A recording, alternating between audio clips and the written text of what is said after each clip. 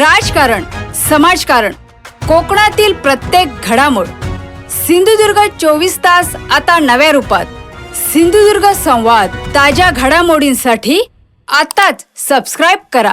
पंतप्रधान नरेंद्र मोदी यांच्या 12 वर्षांच्या कारभाराची माहिती देण्यासाठी सिंधुदुर्गचे पालकमंत्री नितेश राणे यांनी पत्रकार परिषद घेत विविध विकास कामांचा आणि केंद्र सरकारच्या योजनांचा आढावा घेतला.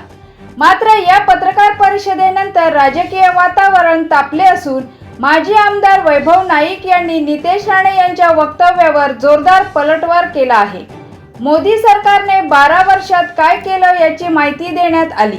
मात्र काय नाही केलं, कोणती आश्वासने अपूर्ण राहिली याचाही हिशोब जनतेसमोर मांडला पाहिजे, असा खोचक टोला वैभव नाईक यांनी लगावला आहे. पालकमंत्री नितेश राणे यांनी 12 वर्षातल्या मोदींच्या यशस्वी कारभाराची काल प्रेस घेतली.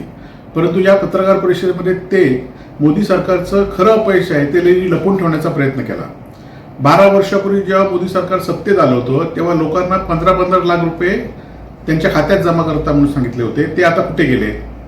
12 वर्षापूर्वी सत्तेमध्ये आले त्यावेळी त्यांनी प्रत्येकाला नोकरी 2 कोटी लोकांना रोजगार देणार म्हणून सांगितलं होतं. ते रोजगार कुठे गेला? त्याचबरोबर 12 वर्षापूर्वी त्यांनी सत्तेत येताना शेतकऱ्यांना आधारभूत किंमत मालाला मिळेल म्हणून सांगितलं होतं. ती आधारभूत किंमत कुठे गेली हे सांगण्यास पालकमंत्री विसरले. शेतकऱ्यांच्या खताच्या किमती आटोक्यात ठेवतो म्हणून सांगितले, परंतु 250 रुपयाला मिळणारा युरिया आता 800 ते 1400 रुपयापर्यंत मिळतोय. त्या खताच्या किमती नियंत्रण न ठेवण्याचं अपयश त्यांनी कालच्या पत्रकार परिषदेमध्ये लपवलं आहे. त्याचबरोबर हर घर जल ही मोदी सरकार 4 वर्षापूर्वी योजना आखली होती, परंतु या सिंधुदुर्ग जिल्ह्यामध्ये एकही नळ योजना हर घर जलची म्हणजे जलजीवन मिशनची एकही योजना पूर्ण नाही हे सांगण्यास पालकमंत्री नितेश राणे काल विसरले. त्याचबरोबर चिपी विमानतळ अपूर्व, चिपी विमानतळाच्या माध्यमातून मुंबई सेवा अजूनही ते सुरू करू शकले नाहीत हे ते सांगण्यास विसरले. मुंबई गोवा मार्ग 12 वर्ष अजूनही अपुरा आहे हे ते सांगण्यास विसरले.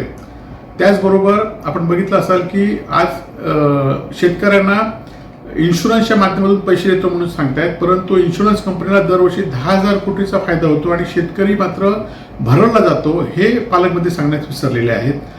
त्याचबरोबर प्रत्येकाला सिलेंडर देतो म्हणून सांगितलं, अनुदानित 12 सिलेंडर, आता 4 सिलेंडरपर्यंत आलेत हे काल पालकमंत्री सांगण्यास विसरले. पालकमंत्री काल हे सांगण्यास विसरलेत की महागाई झाली आहे, ती महागाई आटोक्यात आणण्यास हे सरकार किंवा मोदी अपयशी ठरलं हे सांगण्यास ते विसरलेले आहेत.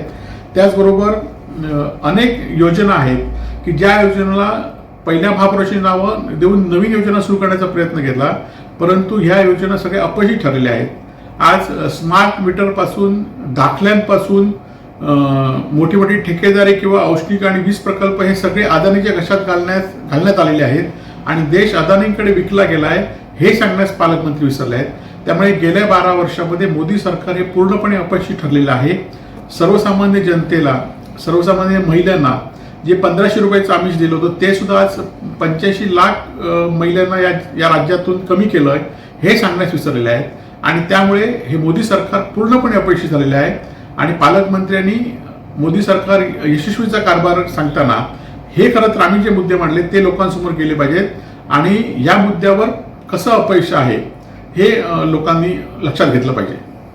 सिंधुदुर्ग 24 तास आता नव्या रूपात. सिंधुदुर्ग संवाद, ताज्या घडामोडींसाठी आताच सबस्क्राइब करा.